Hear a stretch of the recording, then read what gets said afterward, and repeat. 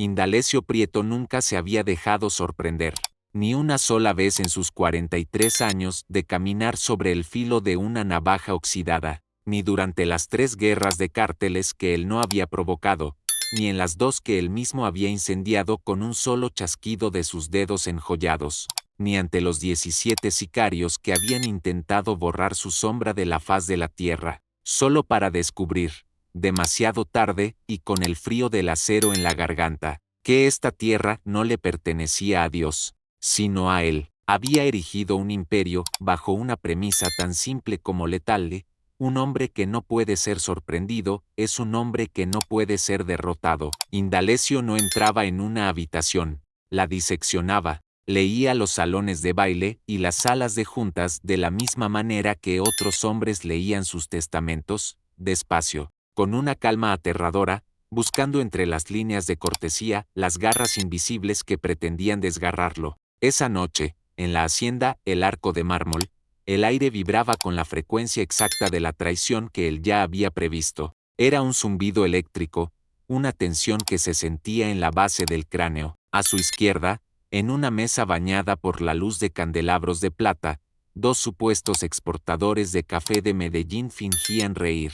Indalecio sabía que no sabían nada de café. Sus manos eran demasiado suaves, sus relojes demasiado llamativos y sus ojos demasiado rápidos. Eran buitres, esperando que el león cerrara los ojos. Cerca de la barra, un hombre con un traje de lino impecable sostenía una copa de champaña que no había probado en 40 minutos. Podía ser un periodista infiltrado o un agente de la DEA con un presupuesto generoso. Como el periodismo estaba agonizando en estos días, Indalecio apostaba por la placa federal. En la mesa del rincón, una pareja joven discutía con un dramatismo ensayado que no tenía nada que ver con lo que hacían sus manos. La mano izquierda de la mujer nunca se alejaba más de 5 centímetros de su bolso de mano de seda. El hombre, por su parte, desviaba la mirada hacia el balcón del segundo piso cada 90 segundos exactos, con la precisión mecánica de un hombre que espera una señal de fuego.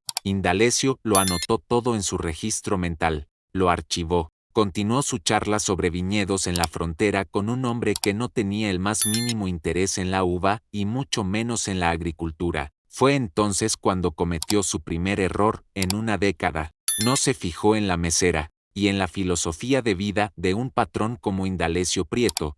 Los errores no se cometían, se pagaban con sangre. Ella era el tipo de invisibilidad que las grandes ciudades de América Latina fabrican por necesidad y diseño. Cabello oscuro, recogido con una severidad que gritaba que había aprendido que la belleza era una debilidad, una invitación al peligro. Movimientos nítidos, uniformes, eficientes pero despojados de cualquier rastro de gracia innecesaria. Sus ojos estaban fijos en esa distancia media que solo el personal de servicio más experimentado domina, esa mirada que dice: soy un mueble, soy una función, no estoy aquí. Se movía por la hacienda como un fantasma que hubiera tomado clases de etiqueta. 3 años en el Arco de Mármol le habían dado la memoria muscular. Los 12 años anteriores, en un mundo que Indalecio aún no podía imaginar, le habían dado todo lo demás. Nadie en la sala miraba sus manos. Si lo hubieran hecho,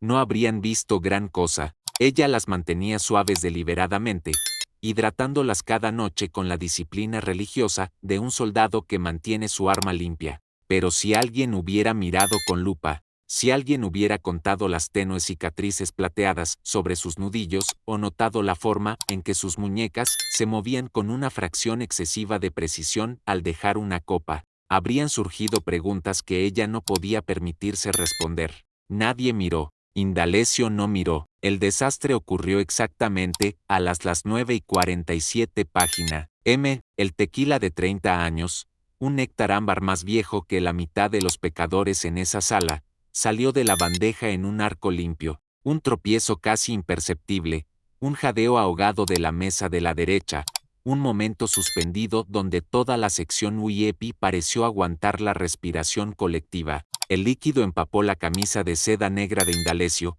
frío contra su pecho, y la copa aterrizó pesadamente sobre el documento que él fingía revisar. El salón se quedó en un silencio sepulcral. el tipo de silencio que precede al estallido de una granada. Ese fue el momento en que todos los presentes comprendieron por qué Indalecio siempre llevaba una mano cerca de su sobaco izquierdo. Pero en lugar de fuego, lo que hubo fue un descubrimiento. Indalecio miró el reloj, las 9:47. Miró la mancha ámbar que se extendía como una herida sobre el papel. Miró a la joven que estaba frente a él, con la bandeja vacía y los ojos muy abiertos, llenos de un miedo que parecía real, interpretado con el compromiso de alguien que aprendió hace mucho tiempo que parecer inofensivo es el arma más letal de todas. Luego, Indalecio miró hacia el balcón. El hombre del rincón ya no lo vigilaba. Su mano estaba ahora sobre la mesa, visible, en la postura de alguien que acaba de recibir la señal y está haciendo un esfuerzo sobrehumano por no reaccionar.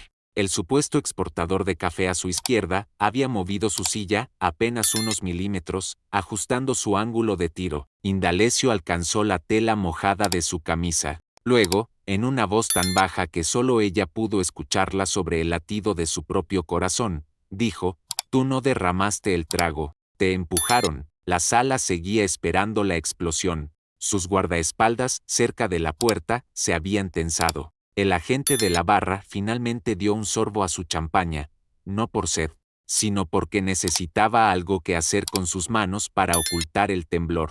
Catalina, sosteniendo su bandeja vacía, miró hacia abajo al hombre más peligroso de todo el continente, quien la observaba con la atención exacta de un biólogo que acaba de reconocer una especie que creía extinta. Ella no dijo nada. Indalecio sonrió, una mueca privada y gélida. «Siéntate», ordenó él, antes de que el tipo del balcón se dé cuenta de que su ángulo de tiro sigue abierto, lo que significaba que él también lo había visto. Un hombre que nunca ha sido sorprendido acababa de conocer a una mujer que ve la violencia antes de que ocurra. Si me estás escuchando en este momento, tienes que entender algo. Esto no es solo otro thriller de narcos. Se trata de dos personas operando en frecuencias que el resto del mundo no puede oír, reconociéndose a través de una habitación llena de gente que intenta matarlos. Mis analíticas muestran que el 77% de ustedes aún no están suscritos. Pero si quieres descubrir cómo una mesera que mapea la violencia y un patrón que lee habitaciones se encontraron en el momento preciso antes de la catástrofe,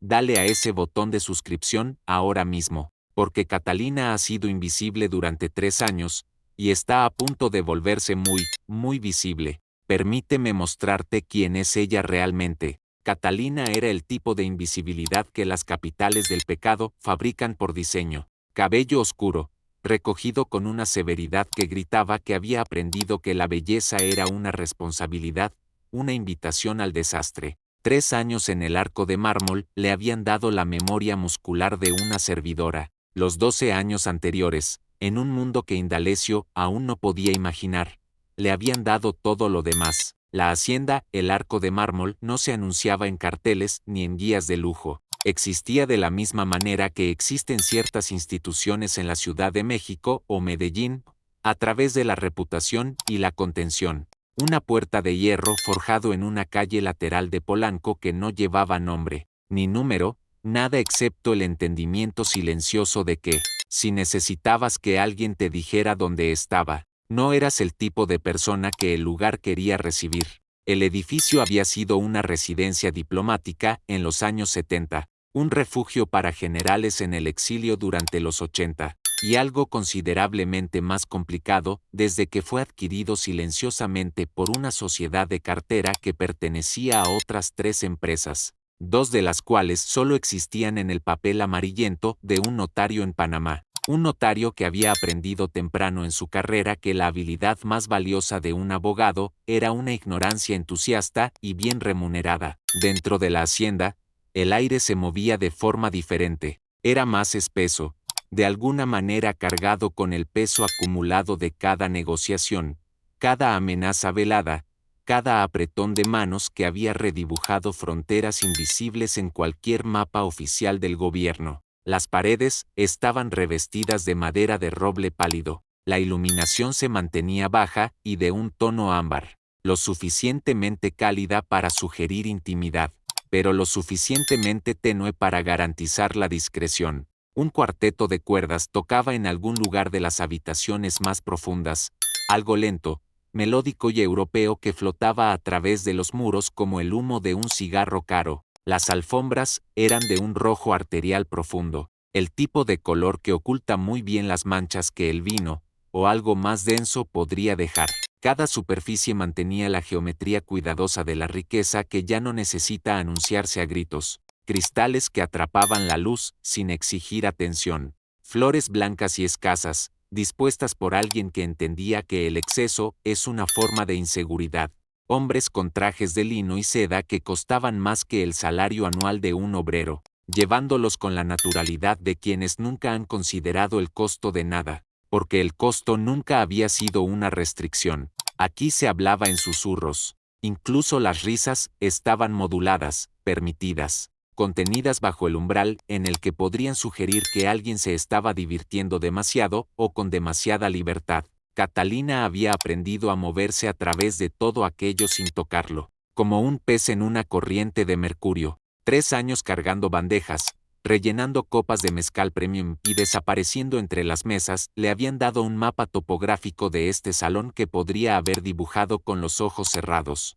Sabía que paneles de la pared habían sido reemplazados hace 18 meses y porque la acústica cerca de la barra había cambiado ligeramente. La madera nueva absorbía el sonido a una frecuencia diferente, lo que significaba que las conversaciones cerca de la barra eran marginalmente más difíciles de escuchar desde el balcón superior. Sabía que la segunda silla a la izquierda, en la mesa 7, se balanceaba ligeramente sobre patas desiguales, lo que significaba que cualquiera sentado allí cambiaba su peso inconscientemente cada pocos minutos. Un detalle útil para distinguir un comportamiento nervioso de una simple incomodidad estructural. Sabía que el pasillo de servicio entre la cocina y la sección VIP tenía un ángulo muerto que las cámaras de seguridad no cubrían. Un descuido que nunca había sido corregido porque la administración nunca consideró que alguien que ya trabajaba allí pudiera encontrarlo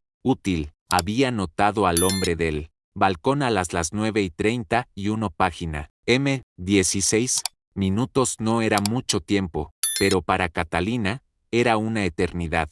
Había mapeado sus líneas de visión desde 3 posiciones diferentes mientras rellenaba vasos de agua y recogía platos vacíos. Los cálculos corriendo bajo la superficie de su invisibilidad practicada como código detrás de un protector de pantalla. Había identificado al objetivo principal, la única mesa que valía la pena atacar en toda la habitación, y trabajó hacia atrás a través de la geometría hasta que entendió exactamente qué posición en esa mesa creaba el ángulo más limpio y qué posición lo interrumpía. Había recogido el tequila a las 9:44. Nona había sido empujada por accidente, pero Indalecio Prieto lo había dicho de todos modos porque él también estaba empezando a ver los hilos. Catalina tenía 26 años cuando la agencia le dio un nombre a su don.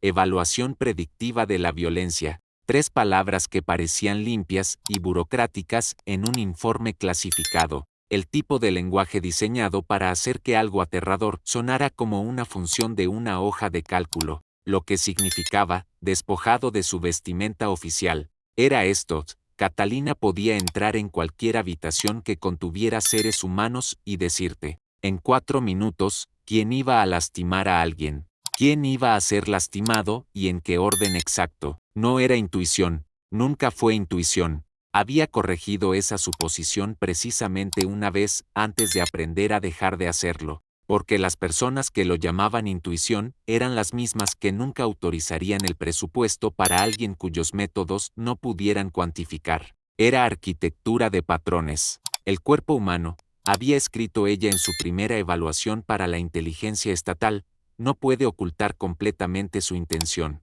Gotea, las manos ensayan antes de que la mente haya terminado de decidir. Los ojos marcan las salidas antes de que la persona elija conscientemente correr. La microtensión en el trapecio precede a la agresión en un promedio de 4.3 segundos. 4 segundos es una vida entera si sabes dónde mirar. La habían puesto en habitaciones y la habían visto trabajar. Simulaciones, luego sesiones informativas. Luego operaciones reales, donde lo que estaba en juego eran vidas de ministros, secretos de Estado y el tipo de silencio que sigue a un error de cálculo que no tiene vuelta atrás. Había sido extraordinaria, también había sido profunda y estructuralmente infeliz, sentada dentro de la maquinaria de la violencia estatal y mapeando su geometría con la precisión distante de alguien que ha confundido entender una cosa con estar a salvo de ella. Encontró al traidor un martes de noviembre, hace 3 años, trabajando hasta tarde en una matriz de amenazas para una cumbre en Cartagena.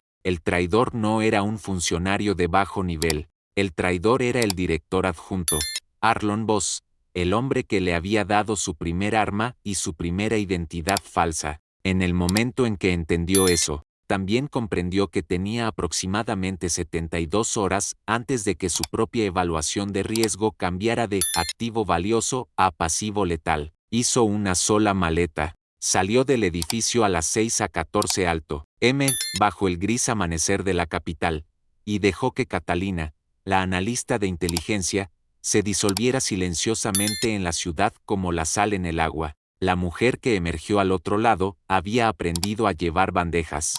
Nunca había desaprendido todo lo demás. Ahora, en la hacienda, frente al patrón que todos temían, Catalina sintió que el tiempo se ralentizaba. Indalecio no era como los otros. Los otros hombres en esa sala eran ruidosos, incluso en su silencio. Él era un vacío, un punto negro donde la luz y la intención se absorbían. No goteaba, no ensayaba, estaba sentado allí, con la camisa empapada en tequila de $3,000, y por primera vez en 3 años, Catalina sintió que alguien la estaba mirando de verdad, no como a un mueble, no como a una función, sino como a una amenaza que aún no se había decidido a atacar. El hombre del balcón, susurró Catalina, apenas moviendo los labios mientras fingía limpiar la mesa con un paño, tiene un fusil de cañón corto oculto bajo un poncho de lana. No es un sicario cualquiera, es un profesional de la vieja escuela, está esperando que te levantes.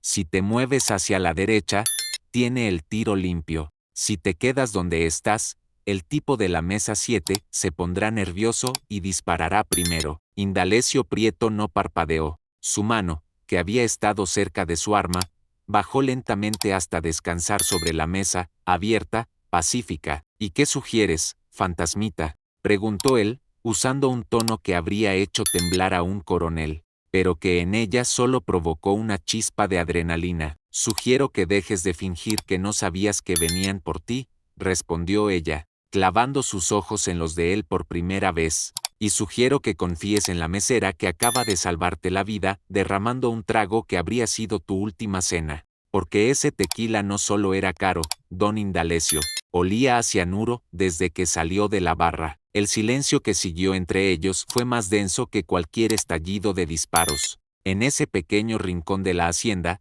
el hombre más peligroso de la región y la mujer más invisible del mundo acababan de firmar un pacto que no necesitaba palabras. El tablero de ajedrez se había volcado, y las piezas apenas estaban empezando a caer. Indalecio Prieto no era un hombre que aceptara órdenes, pero sabía reconocer la autoridad cuando la tenía frente a él, incluso si venía vestida con un delantal de mesera manchado de tequila. La mención del cianuro no lo hizo saltar, lo hizo endurecerse como el acero templado. Miró la copa volcada, el líquido ámbar que ahora corroía ligeramente el barniz de la mesa de roble, y luego volvió a mirar a Catalina. Tienes 3 segundos para decirme por qué no debería dejar que mis hombres te saquen de aquí en una bolsa, susurró Indalecio, aunque sus ojos ya estaban escaneando la salida de emergencia, porque tus hombres ya están comprometidos. Don Indalecio, respondió Catalina, sin desviar la mirada. El que está en la puerta norte recibió un mensaje de texto hace 2 minutos y no ha vuelto a tocar su auricular. El que está a tu espalda, el que crees que es tu sombra más fiel, tiene la mano en el cinturón, pero no busca su arma, busca su radio para dar la orden de fuego libre. Si te levantas ahora, eres un hombre muerto. Si te quedas, eres un blanco fácil. Indalecio sintió un escalofrío que no tenía nada que ver con el aire acondicionado de la hacienda. Por primera vez en décadas, sintió que el control se le escapaba de los dedos como arena fina, pero Catalina ya estaba moviéndose. No corría, porque correr era una confesión de pánico, y el pánico atraía a los depredadores. Se agachó como si estuviera recogiendo los restos del cristal roto, pero su mano se cerró sobre un cuchillo de postre de plata, una herramienta ridícula en una guerra de fusiles, pero letal en manos de alguien que conocía la ubicación exacta de cada arteria carótida. Escúchame bien, dijo ella, su voz ahora era un susurro de comando. En 5 segundos, las luces del sector este van a parpadear. Es un fallo en el generador que noté hace 3 meses y que nadie se molestó en arreglar. Cuando ocurra, vas a tirar la mesa, no hacia adelante, sino hacia la izquierda. Eso bloqueará el ángulo del tirador del balcón por exactamente 4 segundos. Es todo lo que tenemos. ¿Y tú?, preguntó Indalecio, sorprendido por su propia curiosidad. Yo soy la que te va a sacar de aquí. 5, 4, 3, 2, 1. La oscuridad no fue total. Fue un parpadeo, un sollozo de la electricidad que sumió la hacienda en una penumbra ámbar. El estruendo de la mesa de mármol golpeando el suelo resonó como un disparo, y antes de que el tirador del balcón pudiera ajustar su mira telescópica, Indalecio ya estaba en movimiento, arrastrado por la fuerza sorprendente de la mano de Catalina en su brazo. El caos estalló con la precisión de una orquesta desafinada. Los disparos empezaron a rasgar el aire, pero no eran ráfagas indiscriminadas. Eran disparos quirúrgicos, buscando al patrón. Catalina no lo llevó hacia la salida principal, donde los guardaespaldas traidores esperaban para protegerlo, directamente hacia una fosa común.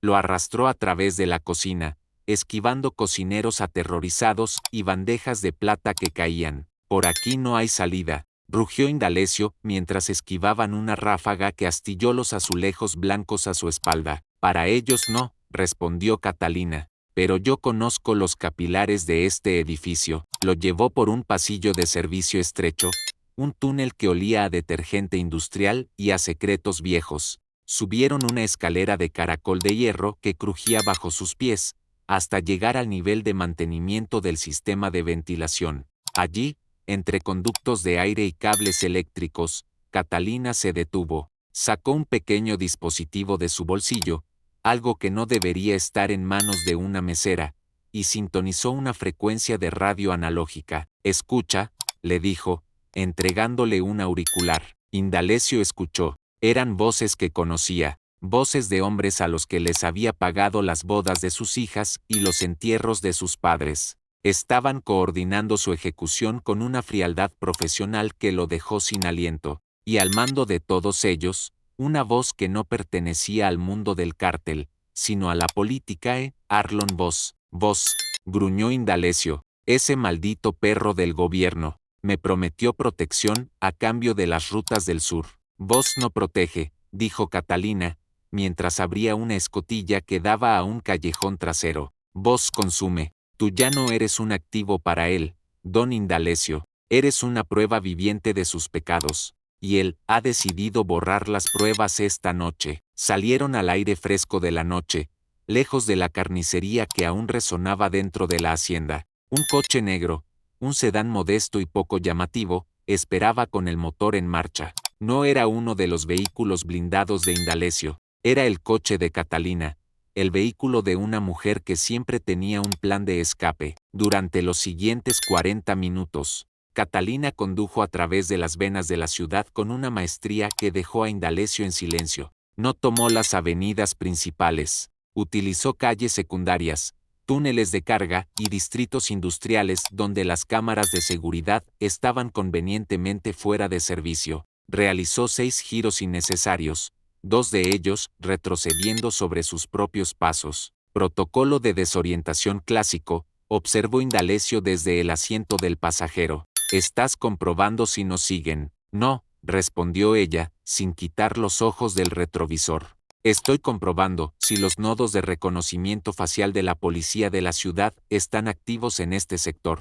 Voss tiene acceso a la red de vigilancia estatal. Si una sola cámara nos capta, nos enviará un equipo de operaciones especiales en 10 minutos. Finalmente, llegaron a un almacén anodino en la zona portuaria. El lugar estaba lleno de cajas de madera y el olor a salitre y aceite de motor. En el centro, una mesa larga con un mapa extendido. No era un mapa de carreteras, era un mapa de flujos de poder, de transacciones financieras y de movimientos de tropas. Indalecio se acercó a la mesa, todavía con la camisa manchada, pero con el aura de mando recuperada. Miró el mapa y luego a la mujer que lo había salvado. ¿Quién eres realmente, Catalina?, preguntó, porque ninguna mesera sabe hackear frecuencias de la DEA ni conducir como un piloto de extracción. Fui la mejor analista de voz, dijo ella, su voz desprovista de emoción.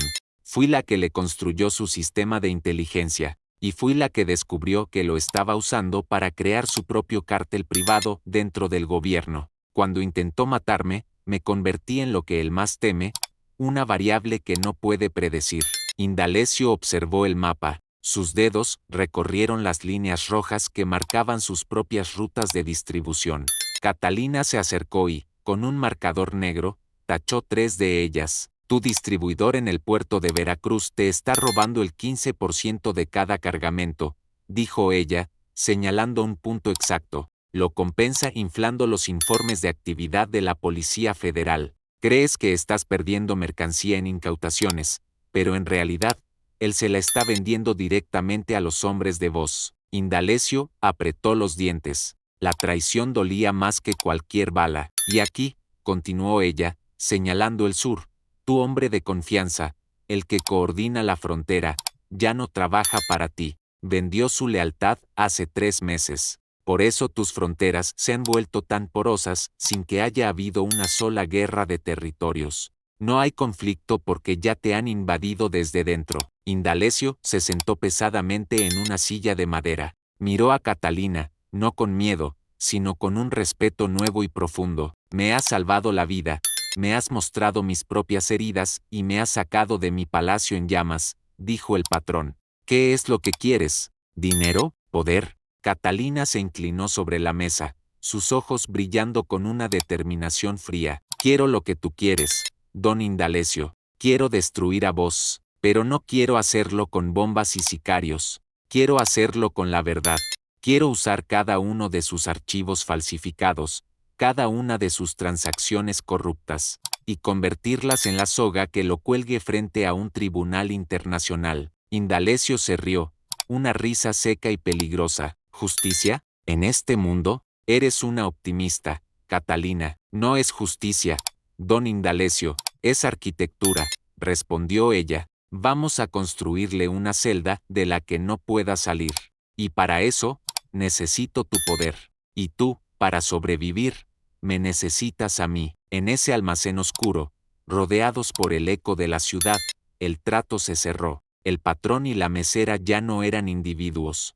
Eran una fuerza de la naturaleza, pero mientras ellos planeaban su contraataque, en un despacho alfombrado de la capital, Arlon Voss recibía una notificación en su teléfono. La cara de Catalina había sido detectada por una cámara de tráfico cerca del puerto. Ha sido encontrada, dijo Voss a su interlocutor invisible. Límpienlo todo. No quiero testigos. El reloj de arena se había dado la vuelta. Catalina tenía 48 horas. Y ella, mejor que nadie, sabía que cada segundo contaba. La noche antes del asalto final, Catalina no durmió. No fue por miedo. El miedo para ella era una señal eléctrica, un dato útil que procesaba y metabolizaba para convertirlo en precisión. No durmió porque estaba pensando, y su mente, esa máquina de arquitectura de patrones, no se detenía hasta que cada variable estaba en su sitio. Sabía que Arlon Voss no era un hombre que se dejara atrapar en un callejón.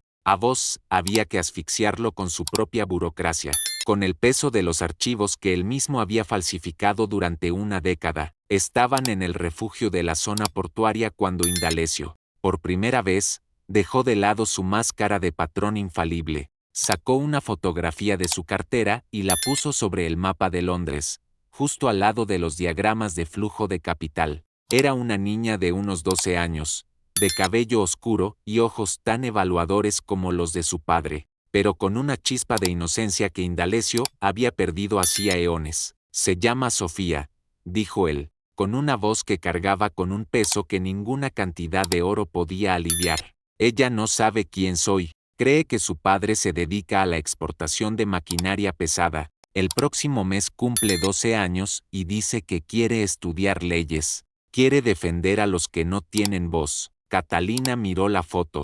El contraste entre la pureza de esa niña y la sangre que manchaba las manos de Indalecio era ensordecedor. Vos tiene archivos que pueden destruir su futuro antes de que empiece, continuó Indalecio. Ha fabricado pruebas que me vinculan con crímenes que ni siquiera yo me atrevería a cometer, solo para asegurarse de que nunca pueda alejarme de su control. Si yo caigo bajo sus términos, ella hereda mi infamia. Catalina tomó la fotografía, la observó un segundo y luego miró a Indalecio a los ojos. Él construyó una jaula usando documentación fraudulenta, dijo ella, con una calma que helaba la sangre, pero la documentación fraudulenta puede demostrarse como tal si sabes dónde buscar la costura. No vamos a huir de la ley, don Indalecio, vamos a entregarle a vos a ella, vamos a convertir cada uno de sus archivos en la prueba de su propia traición. Si Sofía quiere estudiar leyes, vamos a darle un caso que valga la pena estudiar. El escenario elegido para el acto final fue la Gala de las Máscaras, un evento benéfico en la Ciudad de México donde la élite política y el submundo se mezclaban bajo el amparo de la etiqueta y el anonimato. Voss lo había elegido porque las máscaras inutilizaban el reconocimiento facial y la orquesta ocultaba los susurros de los sicarios. Era su zona de confort, un lugar donde la apariencia lo era todo y la realidad no existía. Catalina estaba en el sistema nervioso del edificio, una pequeña sala de servidores en el entrepiso, rodeada de pantallas que mostraban cada ángulo del gran salón. Llevaba auriculares y un teclado que era su única arma. Abajo, Indalecio se movía entre la multitud con una máscara de león dorada, imperturbable, guiado por la voz de Catalina en su oído. Esquina noreste, el mesero que no ha servido una copa en 12 minutos, susurró ella. Es el contacto primario de Voss. Ignóralo por ahora. La mujer del vestido esmeralda, a las 10 en punto. Ella lleva una 9 milímetros, silenciada en su bolso de noche. Es la segunda. Muévete hacia la columna de mármol a tu derecha. Catalina mapeó la habitación como un tablero de ajedrez viviente. Identificó a los 5 contratistas de Voss no por sus rostros, sino por sus cuerpos, la forma en que el músico de la orquesta controlaba demasiado su arco, la manera en que el invitado cerca de la fuente de champaña vigilaba las salidas en lugar de la comida, uno a uno, bajo la guía quirúrgica de Catalina. Los hombres de confianza de Indalecio, los que aún eran leales, los neutralizaron en las sombras, sin un solo disparo, sin romper la armonía de la gala. Cuando Arlon Voss entró en el salón privado del segundo piso, creyendo que iba a finalizar la eliminación de Indalecio Prieto, se encontró con una realidad diferente. Indalecio estaba sentado en un sillón de cuero, solo, con una máscara de plata sobre la mesa y una tableta digital en la mano. Llegas tarde, Arlon, dijo Indalecio, su voz resonando en la habitación cerrada. Voss sonrió, esa sonrisa de político que nunca llega a los ojos. Nunca es tarde para una despedida, Indalecio. Mis hombres ya están en posición. Tus hombres ya no están en este tablero. Intervino la voz de Catalina a través de los altavoces de la sala. Y tus archivos, esos que guardabas en el servidor privado de la agencia, acaban de ser enviados a 3 magistrados internacionales y a la prensa nacional. Cada firma falsa, cada ruta que inventaste para incriminar a otros mientras te llenabas los bolsillos. Todo está ahí. La cara de Voss se descompuso. El hombre que siempre tenía el control vio como su imperio de papel se incendiaba en un segundo. Checkmate. Director, dijo Catalina desde su sala de servidores, cerrando la sesión con un golpe final en la tecla Enter. 3 meses después, la noticia del arresto de Arlon Voss y la purga en los niveles más altos del gobierno dominaron los titulares.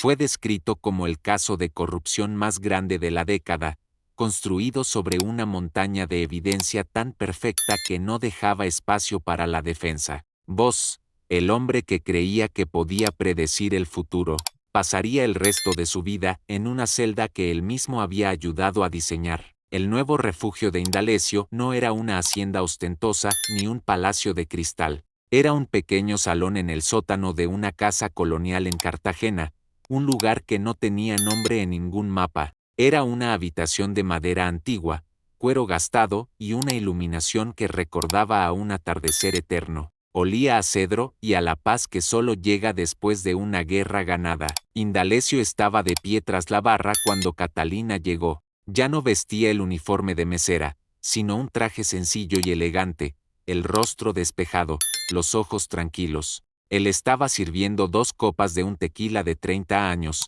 el mismo que una vez se derramó sobre una mesa de mármol, pero esta vez lo hacía con una precisión que rozaba la ternura. No hubo discursos, no hubo agradecimientos innecesarios. Indalecio deslizó una de las copas por la superficie pulida de la madera. Catalina la tomó con una mano firme, sin el menor rastro de duda. Sin delantal, dijo Indalecio, observándola con el respeto que se le reserva a un igual. Sin delantal, asintió ella, llevándose la copa a los labios. Bebieron en un silencio que valía más que 1000 promesas. Fuera, el mundo seguía girando con su violencia y sus mentiras, pero en ese sótano, 2 personas que habían encontrado el orden en medio del caos finalmente habían dejado de ensayar las salidas. Catalina bebió el último sorbo, dejó la copa sobre la barra y sonrió. Esta vez, no derramó ni una sola gota. Qué viaje tan extraordinario hemos compartido, ¿verdad?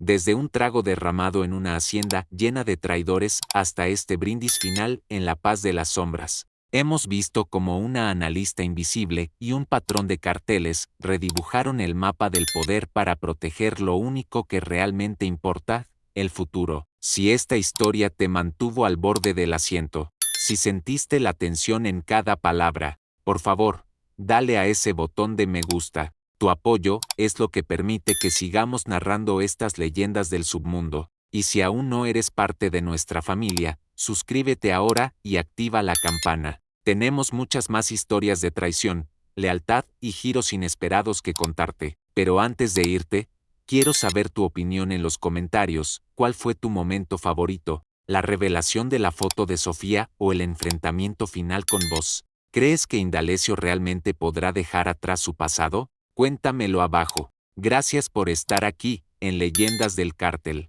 Nos vemos en la próxima historia.